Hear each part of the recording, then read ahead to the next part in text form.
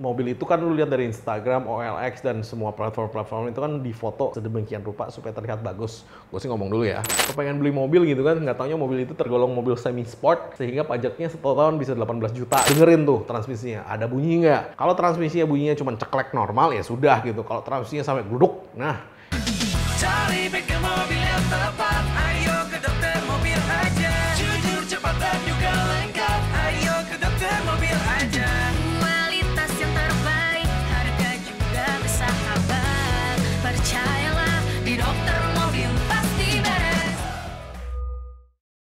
Jangan sampai tertipu tips membeli mobil bekas dari Luung Dokter Mobil. Nah, satu, tentukan budgetnya. Karena kadang-kadang kalau kita beli mobil itu kan kita excited ya, kepengen spesifik mobilnya apa. Kalau saya sih saya tentukan dulu budgetnya berapa. Dan di atas budget itu lu tambahin kira-kira 10-15% untuk perawatan dan penggantian spare part yang rusak atau sudah nggak bagus gitu loh. Jadi lu siapin budgetnya gitu loh, jangan enggak gitu loh. Karena kalau nggak lu siapin budgetnya biasanya nanti miss atau over budget atau bahkan kurang duitnya kan gawat. Nah, skema pembayaran, misalnya lu mau nyicil, atau lu mau bayar cash, atau lu mau tuker tambah, atau lu mau tuker emas, atau lu mau tuker bini juga boleh, terserah. Pokoknya lu tentukan skema pembayarannya dulu. Nah, survei langsung ke tempat ini penting nggak? Jadi kayak mobil itu kan lu lihat dari Instagram, OLX, dan semua platform-platform itu kan difoto sedemikian rupa supaya terlihat bagus. Gue sih ngomong dulu ya, karena temen gue banyak tukang jual mobil bekas gitu. Memang difoto sedemikian rupa supaya terlihat bagus. Nah, lu cekin semua tuh satu-satu tuh.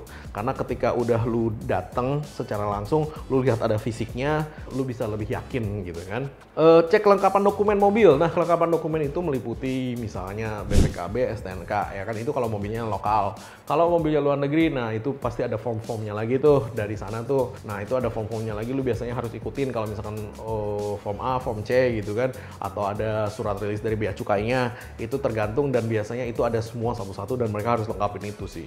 Nah, kalau bisa kayak buku-bukunya juga harus ada ya, itu harus ada semua di satu kantong. Nah, saran saya kalau mobil Anda second, semua dokumen-dokumen itu dimasukkan ke dalam satu zip bag. Ini yang saya lakukan ya. Ini yang saya sendiri lakukan pribadi adalah semua dokumen-dokumen itu saya masukin ke dalam zip bag BPKB, kecuali STNK ya. STNK harus ikut sama mobilnya. Kemudian kita taruh di brankas. Kenapa? Supaya nanti di kemudian hari lu mau butuh cari itu ada selalu di zip bag itu. Jadi kalau gua sukanya gua masukin zip bag. Kenapa? Karena kan kedap udara, bro. Gua takut dimakan kutu atau dimakan rayap. Kalau BPKB dimakan rayap pernah kejadian gitu loh. Jadi repot aja sih ngurusinnya sih. Hanya gara-gara hal sepele gitu kan. Kemudian pajak pembayaran pajaknya juga penting nih. Jangan sampai lu kepengen beli mobil gitu kan, nggak taunya mobil itu tergolong mobil semi-sport, sehingga pajaknya satu tahun bisa 18 juta gitu kan, terus lu tiba-tiba kaget gitu kan ya.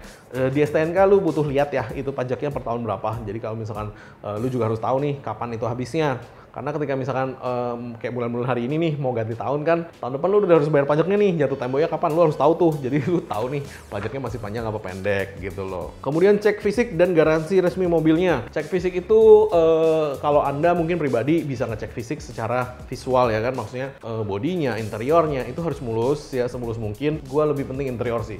Lu ngebenerin body jauh lebih murah daripada lu benerin interior. Kayak misalkan ada yang bercak, ada yang pecah, ada yang flaky, ada yang kelupas, nah itu akan jauh lebih mahal.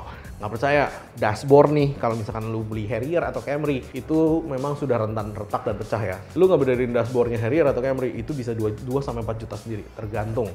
Camry, itu list tengahnya tuh, ketika lu bongkar dashboard, list-listnya itu udah pasti pecah. Satu list bisa 400 sampai 600 ribu, tergantung lu beli yang mana nih gitu loh. Jadi saran saya sih, interior lu perhatiin bener-bener, karena satu yang pecah atau rusak itu cukup ekspensif ngegantinya, ketimbang bodi luar gitu loh. Nah, fisik yang lain lagi, kayak misalkan ya lu lihatlah mobilnya dari kolong bekas banjir apa enggak, itu kelihatan sih biasanya sih dia karatan apa enggak ya kan. Kemudian dari engine suaranya seperti apa.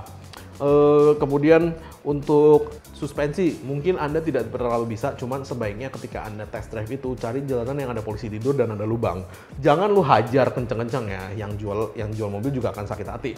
Maksudnya lu jalanin senormalnya aja, ketika lu lewat itu bunyi nggak, ada bunyi nggak. Terus ketika lu gas, lu kick down, tenaganya seperti apa, ngebul nggak, kemudian suara mesin seperti apa. Kalau lu nggak mau ribet sih untuk engine dan transmisi sih, sekarang kan banyak ya jasa pengecekan, kayak teman kita ada Autospector, dia biasanya ngecekin servis-servis mobil udah sampai mana. Nah, periksa catatan servis mobil ini juga penting kalau ada. Makanya kenapa kalau jual mobil dengan buku servisnya biasanya harganya lebih bagus. Nah, kalau saya sih yang penting Anda datang ke situ dengan orang yang mengerti engine, periksa catatan servis mobil. Gue sih kalau beli mobil bekas sih gue nggak peduli sih, bayarnya mungkin itu gue gitu kan. Gue lebih penting gue test drive-nya, feel-nya gimana, tenaganya ada apa enggak, AC-nya dingin enggak, ya kan. Itu semuanya lebih penting dibanding catatan servis mobil. Itu bisa jadi dia bikin-bikin sendiri gitu kan. Jangan tergiur dengan harga miring. Betul sekali, kalau Anda tergiur dengan mobil harga miring itu biasanya orangnya butuh duit cepet atau mobilnya udah dijual lama nggak laku-laku gitu kan. Lu butuh nanya sih. Jadi kan sekarang harga mobil di pasaran kan standar ya, Anda bisa lihat di mana-mana aja, itu langsung ada harganya semua. Jadi ketika terlalu jauh di bawah pasaran, itu Anda harus curiga itu mobil kenapa.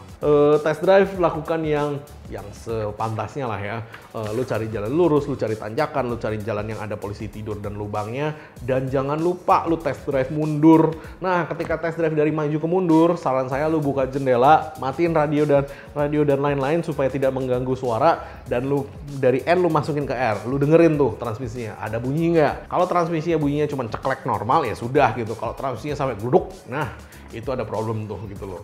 Oke, jadi mungkin sekian dulu penjelasan dari saya untuk dokter mobil. Thanks. Jangan lupa subscribe, like, dan komen di YouTube kami.